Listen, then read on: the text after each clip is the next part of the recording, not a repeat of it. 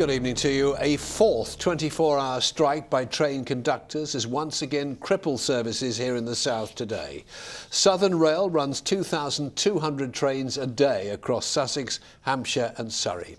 Today's strike saw 900 of those trains cancelled, affecting the journeys of 300,000 passengers. The ongoing dispute is over the role of train conductors, and there were calls for the government today to step in and take action. Our transport correspondent Mike Pearce has more. The guards on the train! Keep the guards on the train! Just some of the hundreds of thousands of rail passengers who've had enough of strikes and hundreds of trains cancelled every day. They protested at Brighton last night and plan more on Monday. And today they faced another one-day strike. I've been doing this for 20 years and this has never been this bad. I'm just fed up with it. I pay £120 a month for an appalling service. I think so. It seems from the looks of it that people have enough. So something must be done. And it's affecting people all across the network. So on Monday we're actually going to have protests in stations right across the network, including London Victoria. Today's action means misery, with no service on some lines, with others severely restricted. This was the reaction on the Chichester to London line. I think the government needs to step in before long and just sit them in a room and just say, right, neither of you's coming out until you've sorted this out. It sort of takes a 1.5 hour journey and makes it probably about 3 to 4 hours. I think everybody's getting a little bit fed up with it. I have some sympathy, but it appears that you can operate without guards and close the doors safely. What do we want? Guards! Where do we want them? On the train! Meanwhile, the RMT held another protest at Brighton on the picket line. Southern want drivers to close train doors rather than guards. Well, we've had discussions at ACAS and all we seem to get from the companies that's my way or the highway. A situation not helped by the fact that this is a franchise is in meltdown. Yet at the same time you see executives getting £1 million worth of bonuses, and now we're finding the government are turning around and conniving and cancelling trains and making the service worse for the passengers. I'm acutely aware that the level of service we've provided is simply not good enough. To resolve this dispute, we are going ahead and implementing our proposals, and we'll be commencing those from the end of August. What we want the RMT to do, what we need them to do, is sit down and talk to us sensibly. As we've said all along, our proposals are safe, no one's going to lose any job, nobody's going to lose any pay. Well, this is turning into one of the most acrimonious and disruptive rail strikes ever. At the centre, passengers who are daily facing misery, who are also saying something must urgently be done to sort it out. Mike Pearce, ITV News, Victoria Station. Well, there are calls for the government to step in and try and resolve this dispute between Southern and the unions, or strip the operator Govia Thameslink trains of its franchise. Our political correspondent Phil Hornby put that to the Rail Minister, Claire Perry, today. Well, I was in Sussex yesterday. I couldn't believe the number of services that were cancelled. Staff shortages. There was a service to Portsmouth cancelled because of a broken down train. I got on the Littlehampton to Victoria service. We were thrown off at Hove. We were told there was a track defect. It turned out to be a signal fault. The hundreds of people on the train were told to go outside and queue up for a number 7 bus to Brighton. This kind of service is just unacceptable, isn't it? We knew there was going to be disruption with all the works going on at London Bridge and the £700 million being spent at Victoria.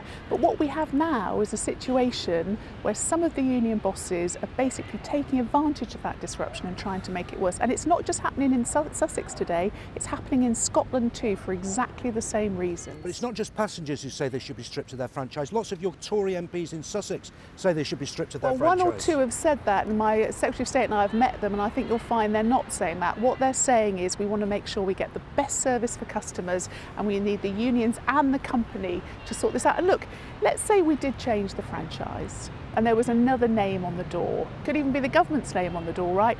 How does that change anything? Are the unions suddenly going to say, yeah, that's right, we accept these new trains? Well, when the government took over South East, things improved. When they took over the East Coast, things improved. No, I think you'll find that if you look at the performance that was going on there and actually look at the amount of money that came back to taxpayers, the service is better under the new franchise. And I want the franchising system to deliver what we know it can right across the country, which is better service for customers. We're investing more in our train service services now than we have done since Brunel's time. £40 billion over this Parliament.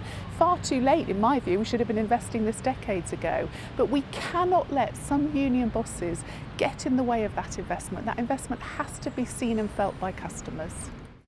Phil Hornby talking there to the Rail Minister Claire Perry. In other news, 2 drug-dealing brothers have been jailed for an acid attack in Southampton that left a mother of 6 blind in one eye. 37-year-old Carla Whitlock was attacked with sulphuric acid in Guildhall Square last September.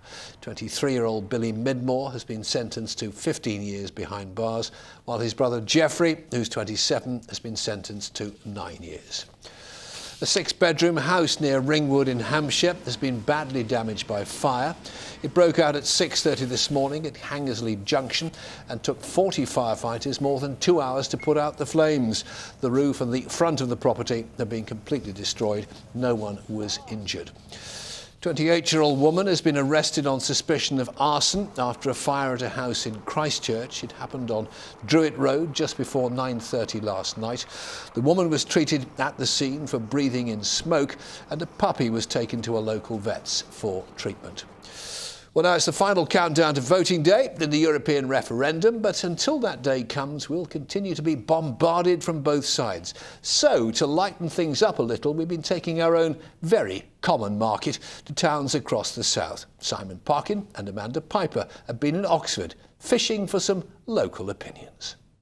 Roll up, come and get your lovely fresh fish here. This is the place to be. Place, I like what you've done there, but you better get your skates on. The world is your oyster. You don't want to get done up like a kipper, eh? Well, we're at Oxford's covered market and we have one very important question to ask. Should we stay or should we go? We're running an unofficial ballot. We're asking the people here of Oxford what they think about the EU referendum. Just a case of you putting a cross in a box. Pop a cross in the box and put the box in the cross in the box in the box. Do you think we should stay or do you think we should go? Yeah. A cross in the box. Ref, look away, look away. Look away. Very much. He stole our pen. Thank you.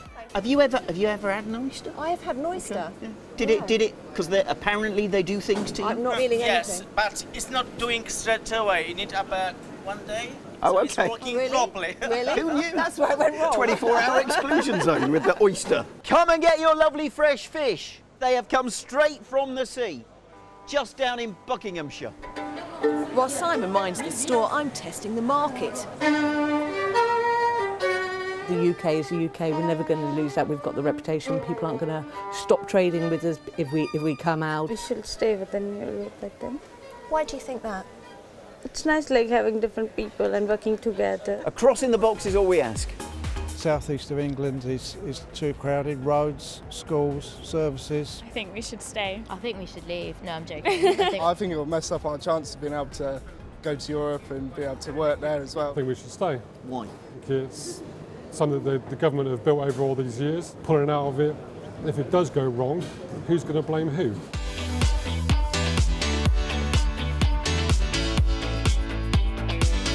I'm very much sitting on the fence at the moment.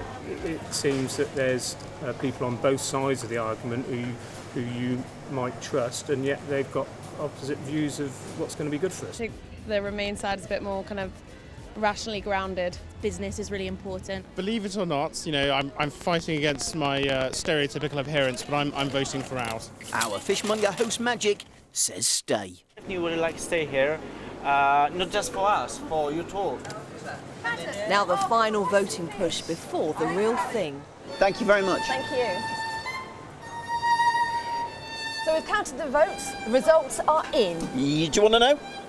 21 people say we should stay. 25 say we should go. The people of Oxford have spoken. That was just a bit of fun, of course. The only result that really matters will be revealed on Friday. Let's now reveal the weather with Simon once again.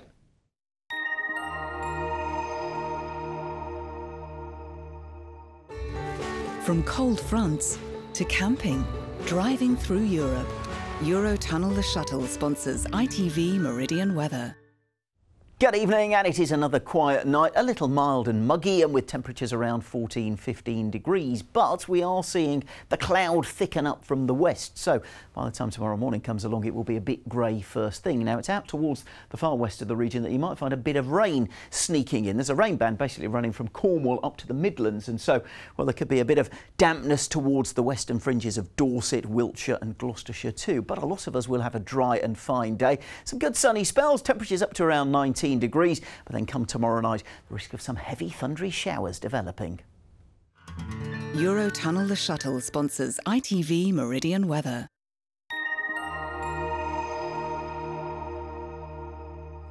That's the way we look this evening. We are back during Good Morning Britain from 6 o'clock tomorrow morning. But from the late team for now, it is good night, sleep well, join us again soon. From all of us here, bye-bye.